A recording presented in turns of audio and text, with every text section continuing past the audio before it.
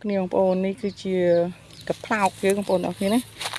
កាផ្លោកអូយល្អមែនតែនវែងមែនតែនបងប្អូនអរគ្នានេះគឺយើងដាក់ចោលតែម្ដងមកវាដុះពេញហ្នឹងបងប្អូនអូមានផ្កាទៀតបងប្អូននៅខាងនោះមានផ្កាទៀត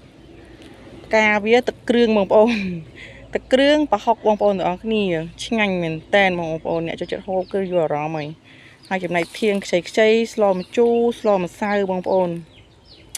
ស្លម្ជូរឆ្ងាញ់បងប្អូនជ្រះមាត់ជាមួយនឹងក្បាស់អំពិលខ្ចីបងប្អូនទាំងគ្នាគឺឆ្ងាញ់ញាក់សាហាវមែនតើបងប្អូនទាំងគ្នាហើយអ្វីដែលពិសេសមួយទៀតនោះដើមមកវាបងប្អូនយើងអាចយកវាទៅកច្រាំឲ្យម៉ត់បងប្អូនទាំងគ្នាយើងធ្វើជាលបាយជាមួយនឹងច្បើងជាមួយនឹងអីទៅបដោះសាច់ច្បើងបងប្អូនទាំងគ្នា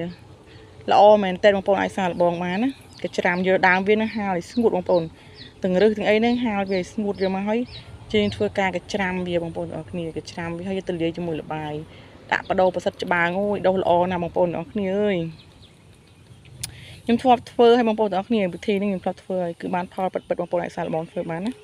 អរគុណច្រើនជម្រាបលា